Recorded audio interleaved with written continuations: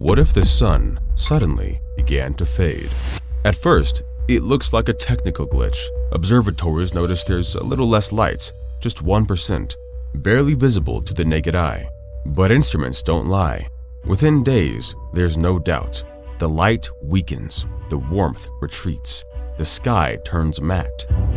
Everything that always ran by itself suddenly needs urgent decisions. Scientists propose different theories. Maybe something is wrong with the sun's magnetic field, or internal processes inside the star have changed.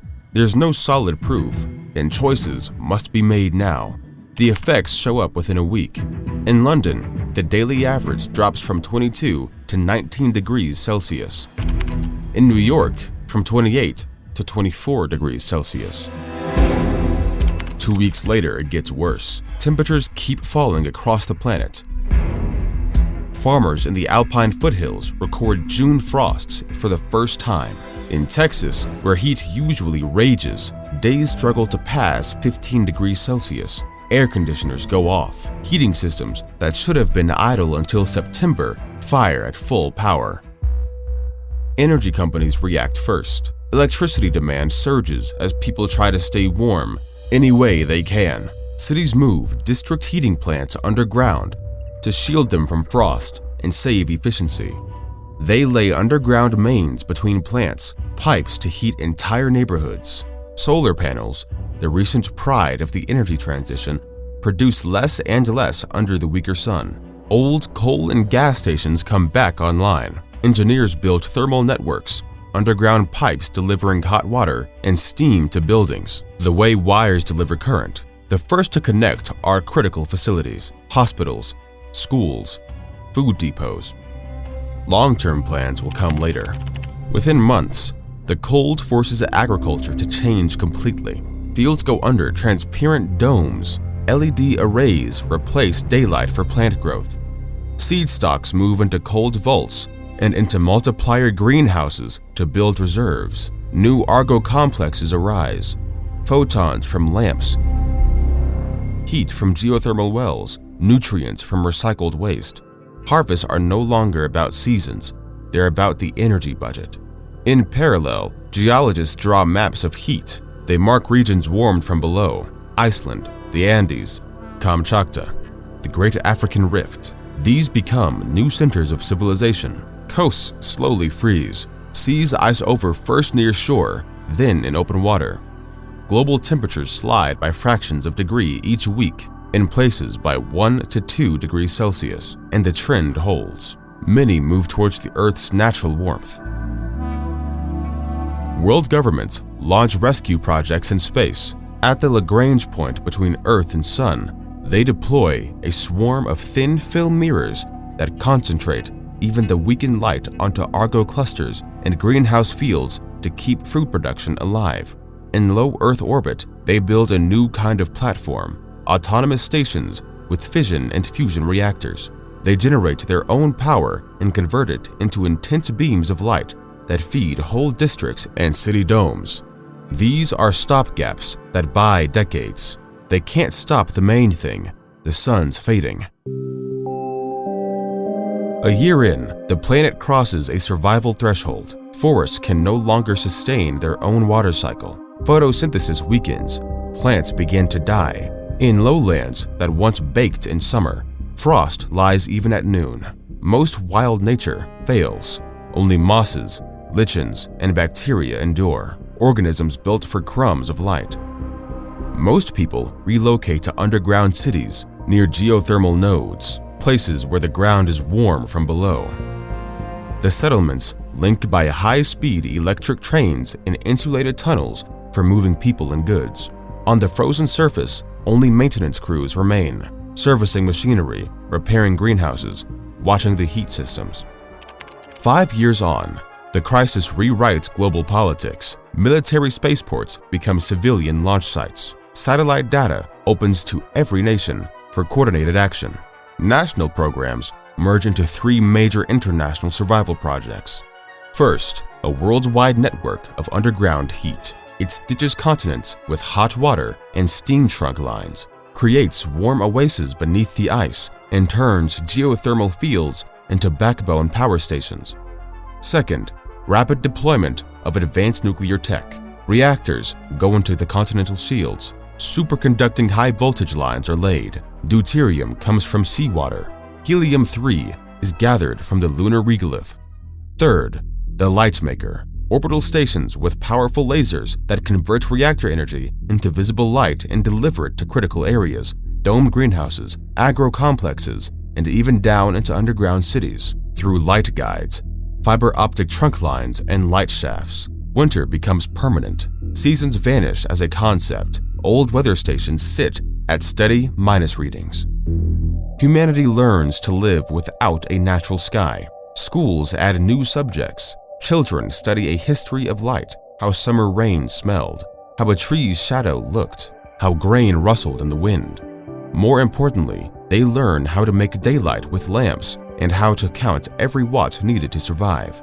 10 years after the start, relative stability arrives. Underground heat networks run reliably around the world. Domed farms produce steady harvests year-round. New nuclear plants start on schedule. Cities now grow downward, not upward. More underground levels for living and work. On the surface, only engineers remain to service domes and manage the ice.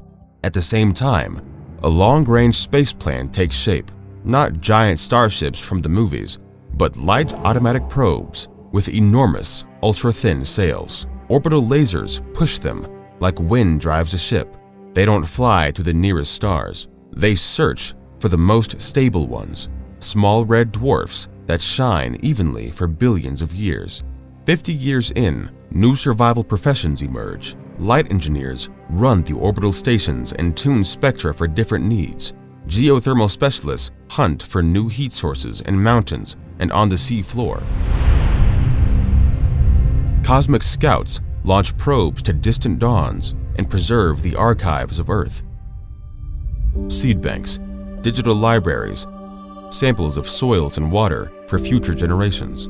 On the frozen surface, empty cities turn into open-air museums. Former megacities where icicles hang from roofs and silence rules. From time to time, the horizon flashes. Orbital platforms lace entire belts of Argo clusters with light. Underground, a new culture grows, built for life without a natural sky. Painters, who no longer see nature out the window, create imagined landscapes. Poets write about shadows they never saw.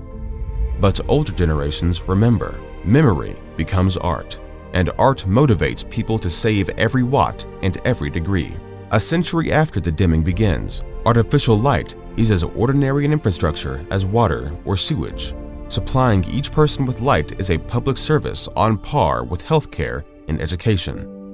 Wars fade not from moral awakening, but from the simple impossibility of wasting energy on conflict. For the sake of survival, scientific data, energy, technologies, and industrial methods become open to all countries. It's not ideology. It's the only way not to freeze. Governments turn into service coordinators for resource distribution. Science becomes a common craft. Drawings and methods belong to everyone. Each technical improvement buys one more day of harvest somewhere in the world. Over time, the light maker evolves. Orbital stations are no longer just giant spotlights. Light is delivered precisely through optical trunk lines and underground shafts, exactly where it's needed. Cities restore daytime color temperature, the spectrum that regulates healthy sleep and wake cycles. No one tries to fake a blue sky. Instead of illusion, people use a physiologically exact light regimen.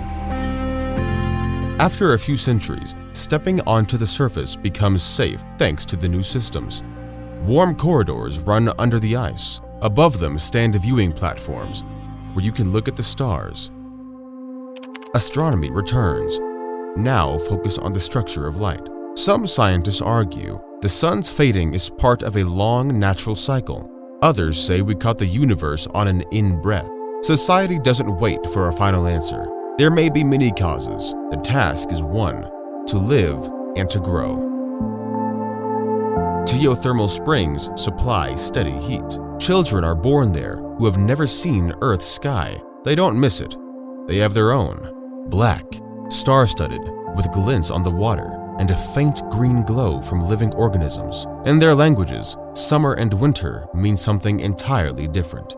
When humanity learns to produce light and heat so efficiently that there's no margin to spare, generosity returns. Cities host festivals of light, hours of open day for everyone, simply so people can feel what a true sunny mood was like. After 1,000 years, the fading slows and nearly levels off. No one expects the old sun to return, and no one fears tomorrow. Generations raised under artificial day treat light with courtesy. They don't leave it on out of neglect. They don't switch it on without need. Light is not background, it's an event. By then, humanity has branched 3 ways. One branch lives under Earth's ice, deep cities of slow crafts and fierce respect for warmth.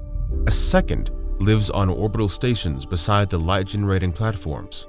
A third inhabits distant moons with subglacial oceans, building underwater cities near hot vents. In those places, stars can't be seen through the ice crust. Time is counted not by days and nights, but by tides and by cycles of bioluminescence. The end of this story is neither tragedy nor fairy tale rescue. It's a coming of age. A species that prayed to the natural fire in the sky for millennia has learned to make its own light, carefully, frugally, as much as needed, exactly where needed.